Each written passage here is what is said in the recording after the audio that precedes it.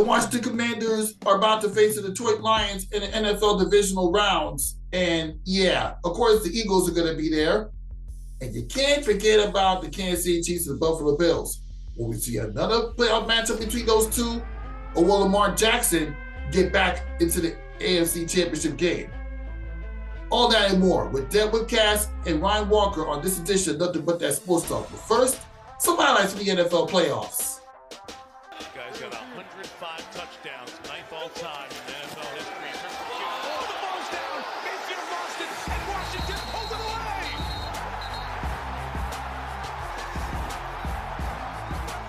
Let's go. Daniels, throwing end zone, touchdown. Washington takes the lead with Terry McLaurin. From 37 to send Washington to the final 8. The Washington Commanders off the upright, and it is in! They fight their way to the divisional round! Unbelievable! I have seen it all now. I even get a divisional doink. I feel like every time I see a game-winning field goal, it's an upright. Yeah, that was a fun upset as I welcome to this episode of Nothing But That Sports Talk with Frank Lewis. I'm alongside Deb Whitcas for the Blond Blitz. And how you doing on this fabulous week after an upset victory over the Tampa Bay Buccaneers and another playoff win for the Eagles? I'm doing great. I told you that was going to be an upset, did I not? I agree with you. I told you. You know what I said the last episode you was here, Deb. You know what I said. But the crazy thing is, it happened in kind of a doink fashion. It did. It was more, to me, it was more about Tampa Bay not taking care of the ball when they had the lead than the Commanders getting the win. Yeah, and it was a back and forth game. I really enjoyed that game. You just didn't know. You just didn't know. Obviously, it came down to that field goal at the end, and like you said, it was a bit of a doink of a field goal. I kind of jumped up and then I was like, wait, that didn't go. And then it went. And I was like, okay, there we go. We got it. So, yeah, it was definitely back and forth. It was anybody's game, really. But I'm glad that the Commanders did it. I'm glad that the Commanders, took care of business. So. Yeah, they did it. It's all thanks to Jaden Daniels. The guy, I think he probably changed the whole complexion of the Commanders because let's not forget that is the first playoff win in over 20 years. Yeah, that's insane. 19 years. Yep, that's insane. Mm-hmm. It's like, well, Tampa Bay's pretty much the last two opponents that the Commanders defeated, but yet they couldn't be anybody else. Yeah, I think Jaden Daniels is going to have a really good career in the NFL. He looked calm. He looked collected. He was a rookie out there, and you couldn't tell. He looked like he was a veteran, out there, doing his thing. So, I think he's going to have a great career in the NFL. Mm-hmm. This weekend might be the last game he plays for his rookie season, though. Yeah, because Detroit is on. But let's not forget Detroit Lions. Two of the losses came at home, like I said last week. So just keep that in mind because, like you said, you never know what's going to happen in the NFL. And there have been teams that won Super Bowls at 6 seeds. So keep that in mind. And it's playoffs. Anything goes in playoffs. We all know that. Everyone's fighting for their lives, and it shows on the field. So that's why I love playoff time. It's like the best time of the year. And you asked about the Eagles. Obviously very excited. It was a little bit more of a closer game than I thought it was going to be. Green Bay did a good job. Not that they did a good job. They screwed up enough, to be honest. And that gave the Eagles the edge. I wasn't really impressed with the Eagles offense. I thought Hurts looked rusty. He had a playoff career low for passing attempts. Hurts threw 13 for 21 in passing. He only had 131 yards, but he did manage to get 2 touchdowns. He did. What stand out was the Eagles defense allowed to pick off Jordan Love 3 times. Yes, the defense shined, against the Packers. So, the Eagles have the number 1 defense in the NFL right now. Last year, they were 30th. Thank you, Vic Fangio. Huge fan. When it was announced, back back last year that he was going to be the new DC, I was jumping for joy. Others weren't. Yeah. So I'm excited for this week's game against the Rams. Of course it's against the Rams. my LA team. But definitely rooting for the Eagles. I will be there. So Yeah, I was getting ready to say I know you're gonna be there. I mean, well, obviously, can't miss this game. I mean, the Eagles that you said you weren't that confident in, but since they're playing a team that is the Minnesota Vikings, you shouldn't have no problem getting past the Rams. You know, but getting back to the Commanders real quick before we continue sure. Mm-hmm. conversations about the Eagles. Jay Daniels is the piece that the Commanders need. He has the arm accuracy. He has the ability to throw while under pressure. And he's had a lot of clutch touchdowns, as I mentioned earlier. Mm-hmm. I mean, his ability to throw for touchdowns in the clutch is just something that needs to be discovered more, especially when you're going up against number one seeded Detroit Lions. Yeah, yeah. I mean, and I think also Terry McLaurin. I mean, let's give some props to Terry McLaurin as well. Scary Terry. That's his nickname, for a reason. Who else? Brian Robinson Jr. Also, a big part of the Commanders. Yeah, I'm trying to think who else is there. But yeah, no, as everyone knows, the Commanders are my number 2 team. But yeah, the receiver McLaurin, he's there. Yeah, touchdown. Yeah, Terry McLaurin, yeah, and Brian Robinson Jr. is another one that I always am really impressed by with the Commanders. Zacchaeus. I forget how to say his last name. He's one of the wide receivers, I believe. He's really good too. Anyway, yeah, like as far as the Lions. I don't know. I think the physicality up front will overwhelm Washington.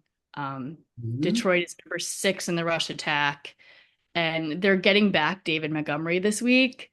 Mm-hmm. So yeah, I mean, I think Daniels will give the defense some work for sure, but I'm not sure if it's going to be enough. But like you said, there could be an upset. We both called the upset with the Commanders and the Bucs. I'm not seeing an upset with the Lions, but you never know. The Lions are favored by 9.5.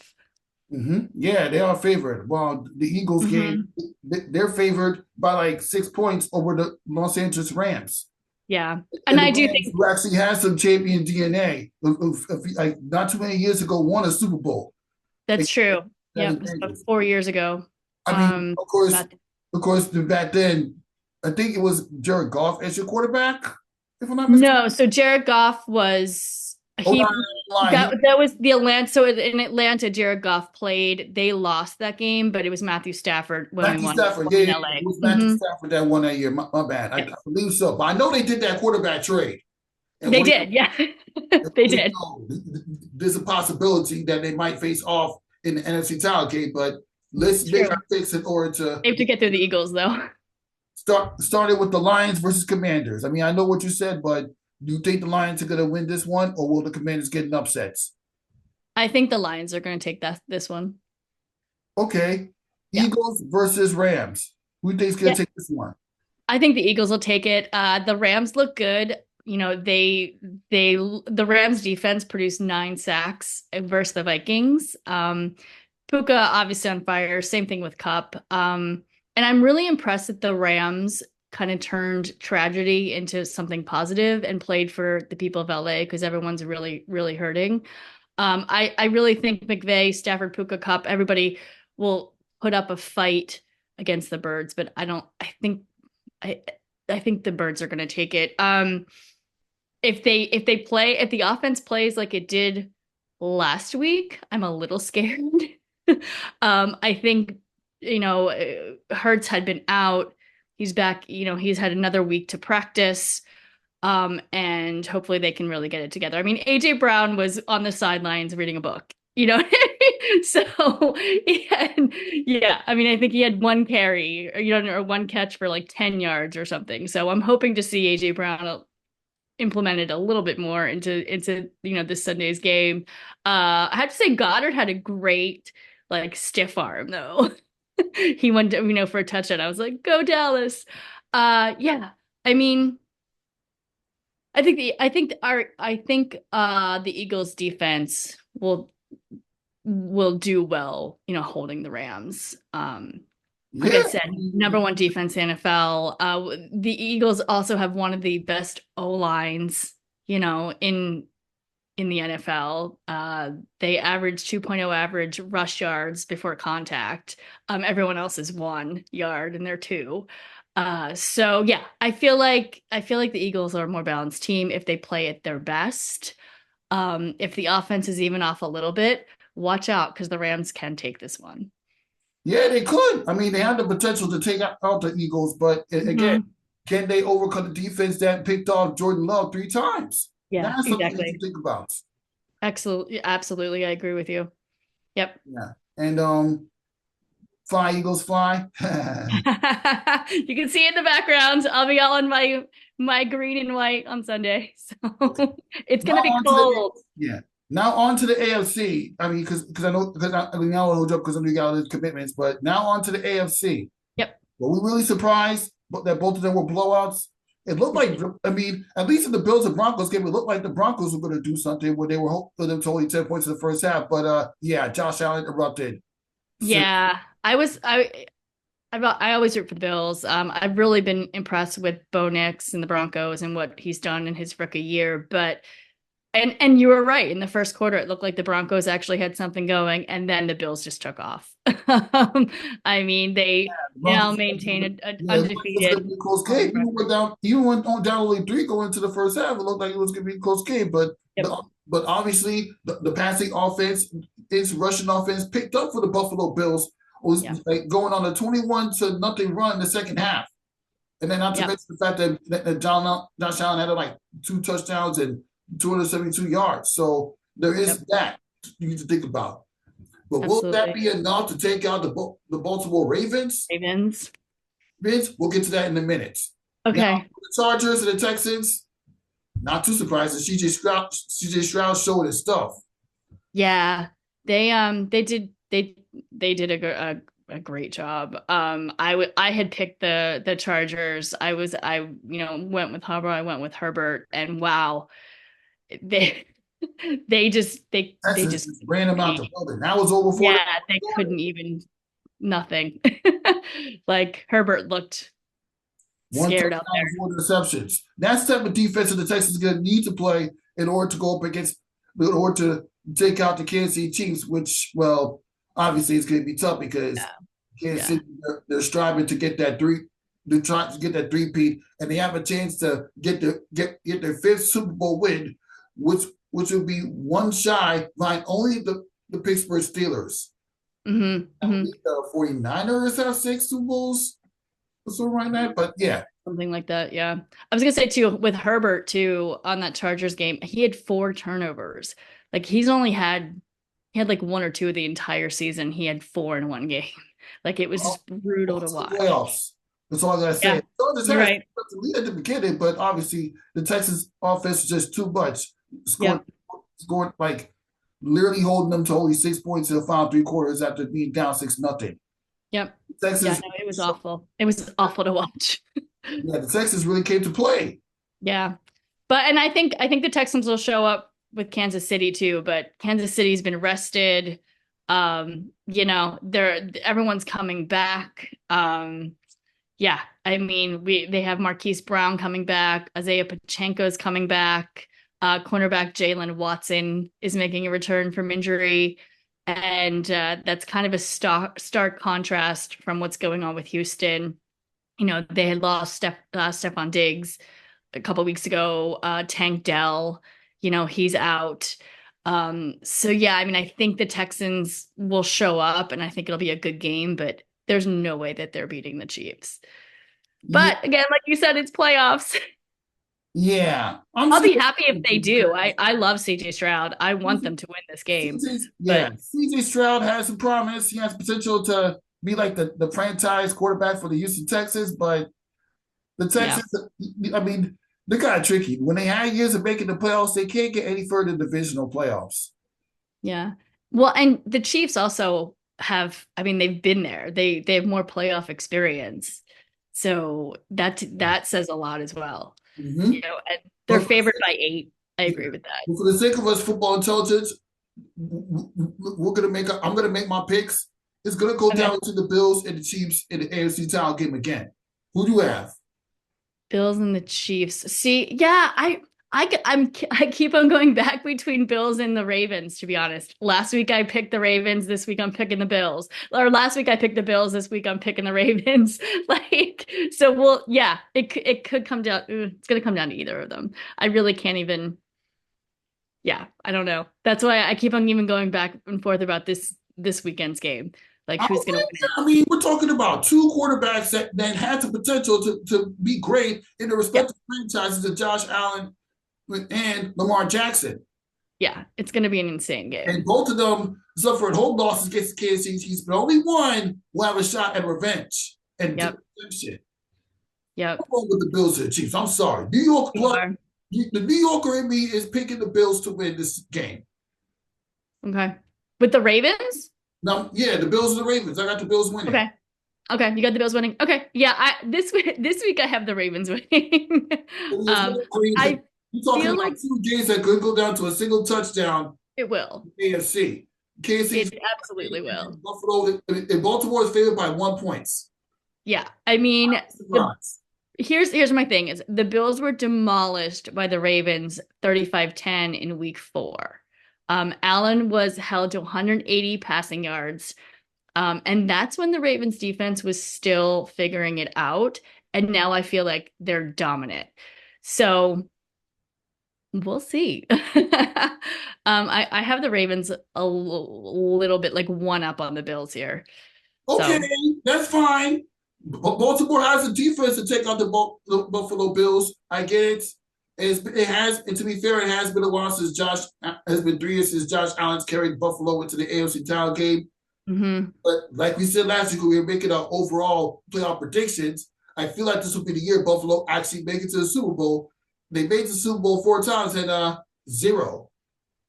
Right, and I actually have Bills on my bracket, to be honest. I just went into this Ravens thing this week when I really started to look at everything. And also too, the Bills are undefeated at home, and they're playing this game at Highmark, so that says a lot too. It could go either way. Mm-hmm. I'm going Ravens. I have a Ravens feeling. Okay, I mean, Ravens and Chiefs, I mean, I ain't mad at that. They did face off in the AFC title game last year, and it's going to be intense. These NFL playoffs are going to be intense. I mean, I know I'm rocking a jersey of Tina's not in the postseason this year, but it's the NFL playoffs, and it's the only NFL jersey I have, so it's only right. Seattle's cool. Yeah. All right. Thank you for stopping by Deb Whitcas. I appreciate you. Looking forward to talking some NFL playoffs another time. Awesome. I will be back. Thank you so much for having me. Oh, yeah. We continue the conversation with some sports talk right now. Ryan Walker joining the fray. Welcome aboard. Absolutely. Appreciate you here. Yeah. Obviously, there's a lot of interesting stuff happening in college basketball that happened this week from Cooper Flagg showing out, putting up a 40-piece against picks to steamrolling Miami. Then Duke settled himself back as one of the top teams that could make a run at the Final Four. But I know we're thinking too far ahead, but what you thinking about this Duke team right now? It's so hard. I can't lie. We've been doing such our own individual work in middle school and high school that sometimes I'm just score watching and going from there. But I mean, they have a lot of great freshman talent.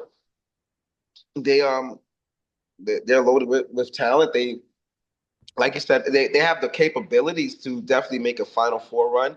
But even though it's right around the corner, it's so early. And we know how the NCAA tournament can be such a scary thing. But Cooper's playing phenomenal. I wish they would get Isaiah Evans a little bit more involved with it, but I guess that's also a coaching thing and so on and so forth. But he's a phenomenal talent. He's just showing you why he's going to be 1, 2, or number 3 possibly in this next NBA draft. This is what we expected, and he's a big time player. He's a big time player and a super freshman. His future is bright. if he stays on this path. Mhm. Yep, it's because he stayed on the path that Duke is literally 7-0 in conference play and leading the Atlantic Coast Conference ahead of only Louisville and Clemson. And of course, the arch rival North Carolina Tar Heels are behind them by like a game and a half, or tied with Wake Forest for a game and a half behind them. So yeah, it's going to be very interesting to see how Duke holds them off. Tough conference, right? Mm-hmm. But this is what you expect from Cooper Flag ever since we watched him play some high school basketball in New York City. He's gonna put on a show. Absolutely, and a hell of an athlete too. Mm-hmm. Yep, hell of an athlete indeed. Now we get to talking about St. John's, who creeping up on Marquette after steamrolling Villanova and getting a big cover-line win against Georgetown. St. John's is literally running the yard in the Big East, or at least they're in striking distance. I mean, if Marquette had lost that overtime game against DePaul, they would have led the Big East Conference. You talk about their best start since they won the conference in 2000. Rick, what you think about the way Rick Pitino's put together this roster? He's done a splendid job down there, and not even a complete 2 years. Splendid, just changing the that they just St. John's is doing what should have been doing for a long time, and they're playing good ball, and it's good to see them back like that, to see them like this and so competitive, and I can see St. John's and UConn in a Big East championship, or St. John's and Marquette in a Big East championship, because they're just playing so good right now. So what they're doing for New York and how they're playing and what Pitino has changed with the culture there and how they play basketball and the winning is phenomenal. So he's doing a great job, and they're all playing. They're galvanized around, and he's holding guys accountable. And like I said, they're just playing really good basketball. It's good to see them playing like this. Absolutely. Mm-hmm. Yep, it's pretty good. 6-1 in the conference, a half game behind Marquette, who are seventh in the top 25 power rankings. So yeah, and they're a half game ahead of UConn, who won the national championship last year in the conference. So do you think that St. John's is literally in the same pedigree as UConn and Marquette, or they could get to the point where they could get at least one game before we get to the conference tournaments? I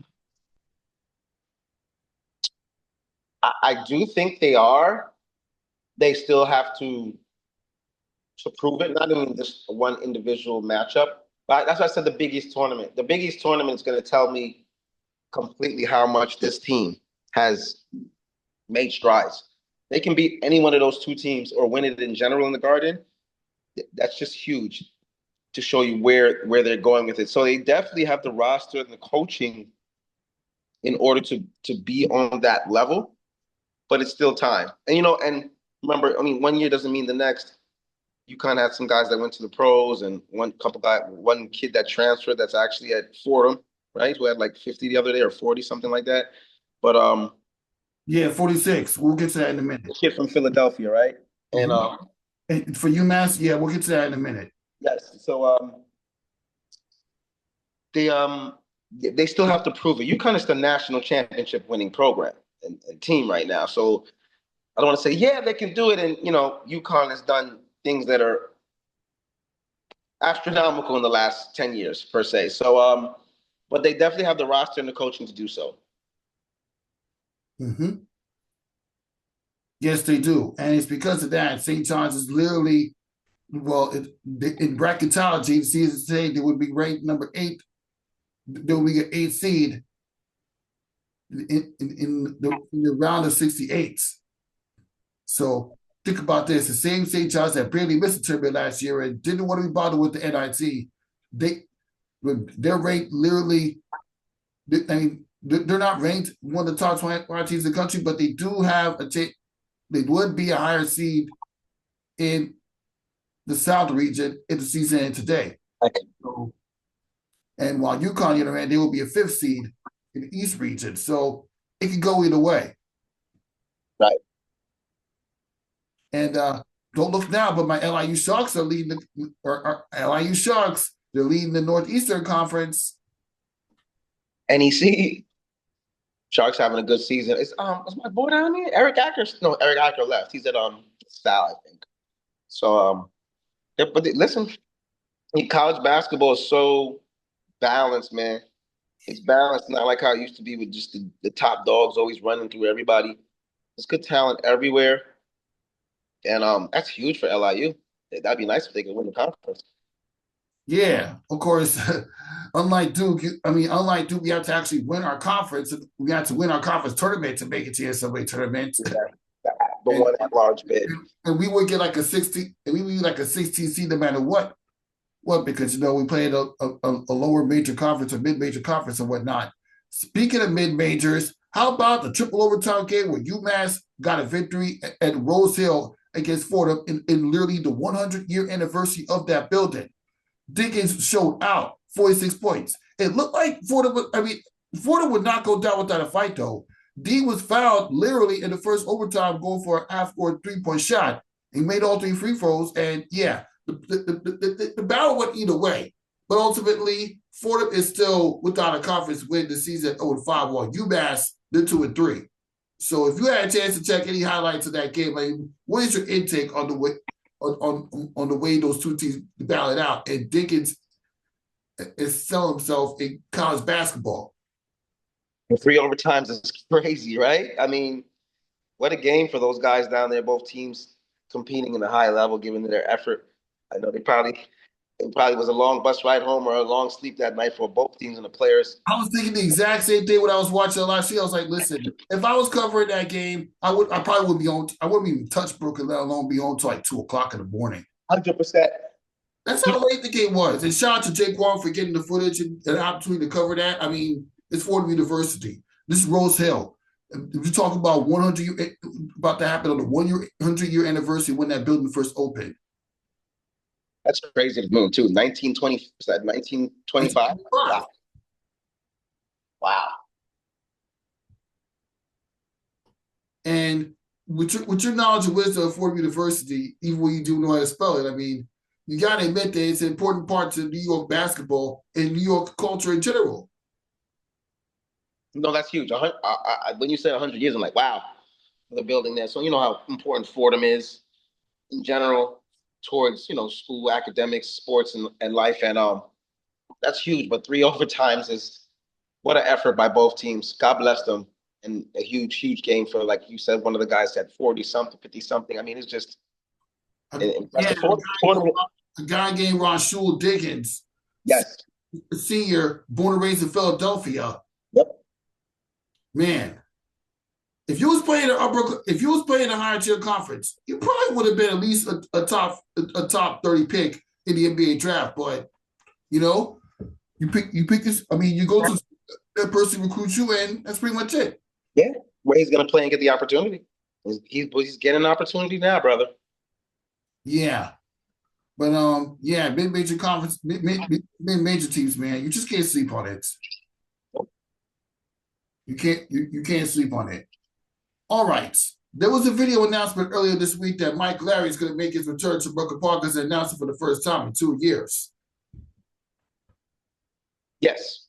So, when you see that, it's very interesting, right? That somebody announced that they're making a comeback at a place that's dear to his heart as an announcer. Yeah, I mean, I think it's good that he's going to go back to where he made a big claim to his fame, and that's good for both sides, for Rucker, for them, for himself individually, and it'll bring back some energy and spark there. And they had a good thing always going. Without him, the guys was holding it down, and that's awesome for him and good for Rucker Park. Mm-hmm. Yep, good for Rucker Park indeed. Yeah, and that's just a quick take. Now we get to some NBA talk, and the New York Knicks pull off a win against the Philadelphia 76ers to bounce back after losing to Detroit. And even though they're doing well, the main factor is they have a sub-500 against teams with a top 4 record in the East or the West. And 4 of the 5 Knicks players are in the top 5 in minutes played, with only Anthony Edwards, number 4, in minutes per game. Jalen Brunson, Courtney Towns, Josh Hart, Mikal Bridges, they're in the top 5 in minutes played this season total. What's they got to thinking about is the way that these players are being used. Well, our Knicks, Tom is always going to make sure he plays guys, and the starters are playing heavy minutes. I'm hearing Tom's got an issue with something in his hand or thumb, so that might not never be right the whole year, but he's going to play and play through it, so God bless him. The Knicks, he was going to have your ups and downs. They were playing good ball and had a couple mishaps here and there. And, of course, tonight they'll be playing Minnesota, so hopefully they can get that game as well, too. They had a couple snafus through the game, but I think that's just during the season. They until they completely learn who they are, especially on the defensive end, they're gonna have some great times, some bad times, like quote Josh Hart without quoting Josh Hart, since everybody's been quoting him lately. There's gonna be peaks and valleys in a season, and unfortunately, and highs and lows, and they're going through it. They recovered, getting a victory back over Philadelphia, and hopefully they can get a win tonight against Minnesota. Mm-hmm. Yeah, they need to get this victory against Minnesota. I mean, it's kind of big because Julius Randle's going to be going back to the team that he literally brought back to being the playoff team years ago when he was on the roster. And it was a big focal part in bringing in Courtney Towns in that trade that shaped the question of Knicks basketball. 100%. Mm-hmm. So, what's your intake on the Knicks matchup with the Minnesota Timberwolves tonight? But right now, just want to get a win. We get a win. I don't think there's anything for both sides to prove. It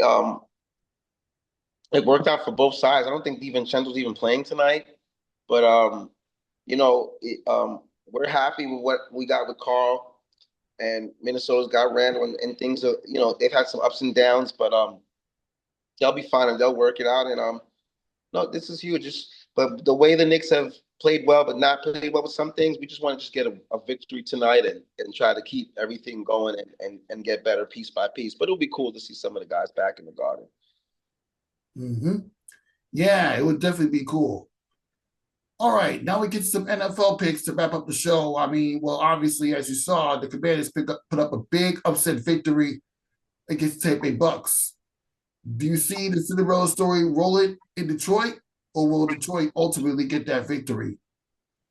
Oh, man. It's so hard to play with fate right now, right? I think the Lions will be fine and win, but I mean, Washington is playing good football. They're proving, that Cinderella story or not, they're playing good ball, and that's just another blueprint. I hope my Giants and some other teams will know to say that if you have a young quarterback, as long as you supply them with certain things, preferably an O-line, but right scenarios, guys are ready to perform and play at a high level early in this league now. And Daniels is playing at a high level and brought major life back to Washington, who has a great fan base. God bless them. And they're playing good ball, and it was a big-time win over Tampa. Detroit is really good, but it's not impossible to think that Washington can go down there and win a football game. Yeah. Although I saw the Detroit Lions winning this game. Yeah, me I too. guess it wouldn't hurt to expect another upset victory by the Washington Commanders after getting the first playoff win in 20 years. Right. Huge. So, yeah. You have the Lions or Commanders? Well, I said the Lions. Yeah, the Lions are, but it's not far-fetched to think that Washington can win that football game. But I'll go with the Lions. Eagles, Rams. Philadelphia.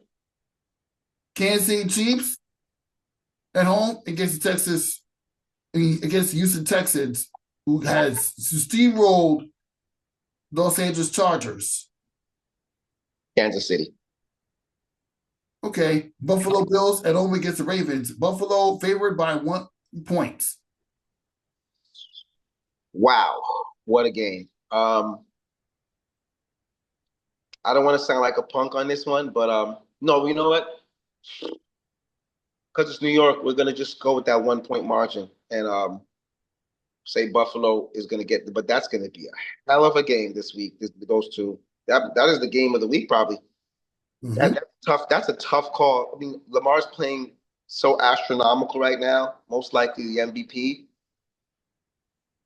But just for the New York logo, I'm just gonna go Bills. But this one is hard for me to pick. Wow, one point with the spread is clearly why it's 1 point. Yeah.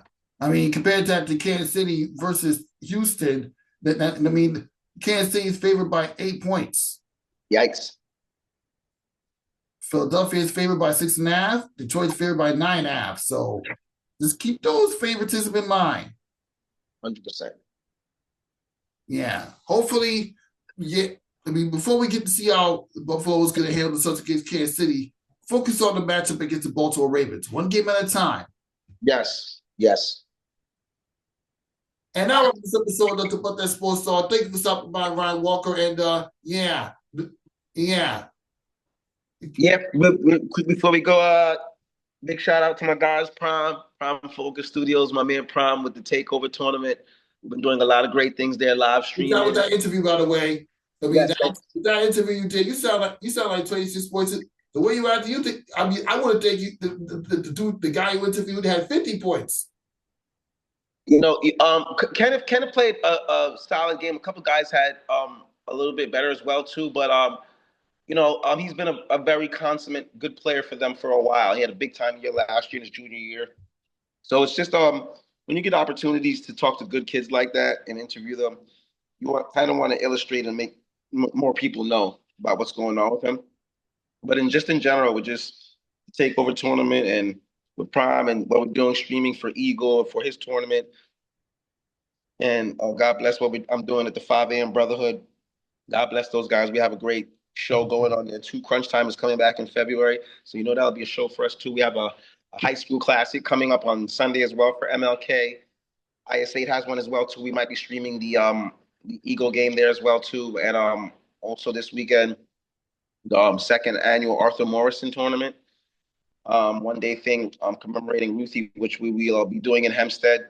So it's just a lot of stuff going on right now, a lot of work, and just big shout out to all the people just put me in positions to do things and magnify what we do. And we're just gonna keep working, and it's always great to be here on Nothing But the Sports Talk and do this as well too. So we just have so many platforms where we're expressing ourselves and getting our voice out there and continuing to grow and get better. And you're going to get your doctorate in a few years, and I'll just keep excelling with this as well too, to keep doing and trying out so many different things. So we just got to keep working, man. We all started from that one day outside of the Barclays, scratching and clawing to get in, right? And now look where we're at. So God bless. Mm-hmm. Yeah. For Ryan Walker, Rafiko was on. Deb Whitcas, the last clip. We'll see you next time.